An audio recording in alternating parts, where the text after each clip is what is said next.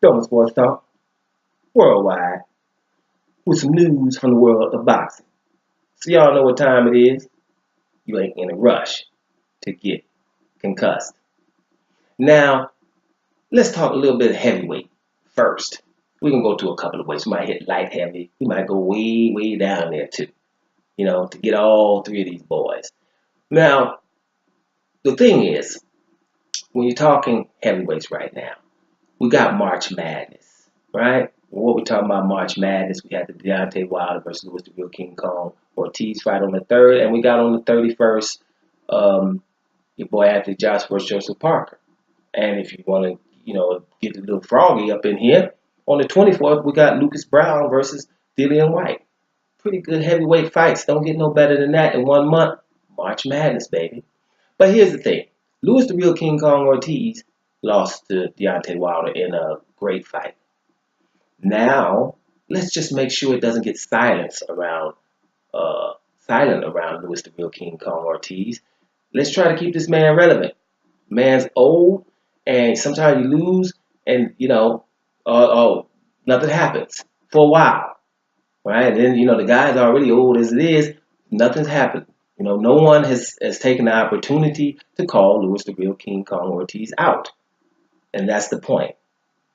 Everyone in the heavyweight division that's not in a fight right now should be viewing Louis the Real King Kong Ortiz as an opportunity, because everyone knows this man is very good and dangerous. Getting Louis the Real King Kong Ortiz's scalp would enhance anybody in the heavyweight division's resume. Anybody, without exemption.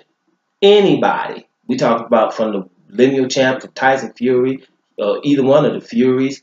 Anybody that's not in the fight right now, scheduled fight, could look at Louis the Real King Kong Ortiz and say, hey, that's an opportunity. Because if I beat him better than Deontay Wilder, I would be the man.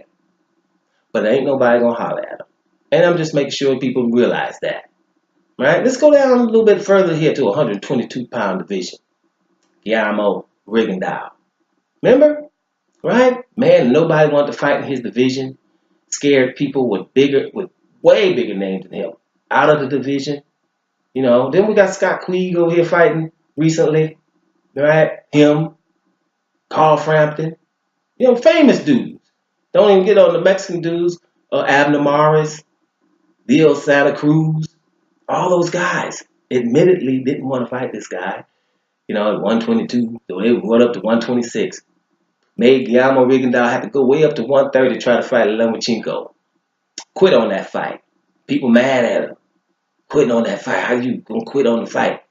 If the man's hand wasn't broke, but whatever, bruised badly, you can't use your left hand against somebody that much bigger than you, yeah, whatever. I'm not sitting out here, so I'm supposed to fight him also with just my jab him the rest of the fight and keep him off of me. And he's already way bigger than me. Yeah, people ask some people to do things like that. Because that would be incredibly, ridiculously awesome, wouldn't it? Right? But he didn't do it, stop the fight, you won't hear nothing from him. No one in the 122-pound division is viewing him as an opportunity. They're like, oh, good that the IBF stripped him after losing that fight. That fight was not even in the 122-pound division. It was 2 divisions higher. They didn't look at it as heroism or something awesome. They're like, if you lose it, we're going to take it. Why are we going to take it? Because other people don't want to fight you anyway, and no one's going to say anything about it because they don't like you.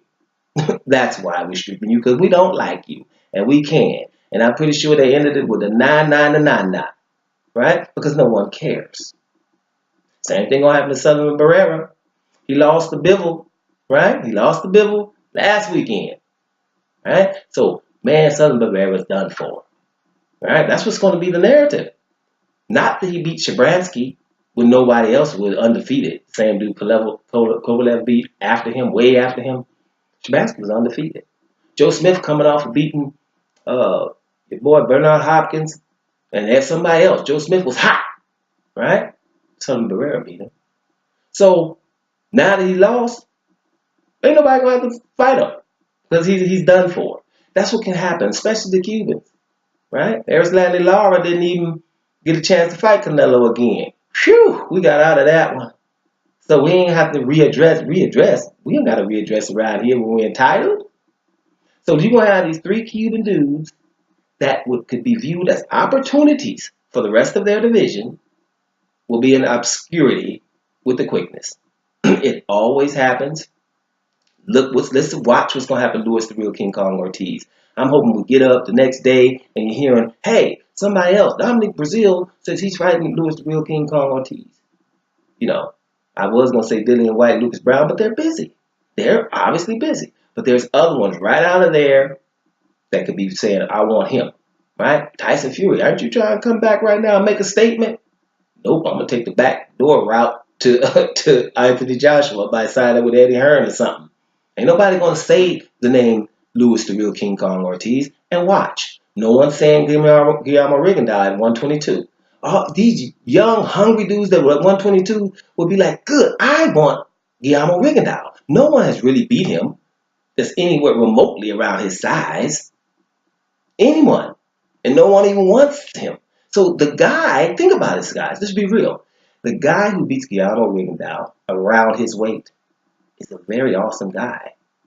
But ain't nobody in the rush to try to do that, are they? So this is just basically to keep them in your view. Keep them in your conscience and watch the reactions to people around them. Because actually, this is the time to be calling those guys out. It would enhance anybody's career, especially when we're talking Louis the Real King Kong Ortiz or Guillermo Rigondeaux at 122, 126, or 118. But it ain't going to happen. So let's just, listen to the silence and watch how loud that silence get. Remember I told you, Dalton Sports Talk, worldwide. I'm up out of here, y'all.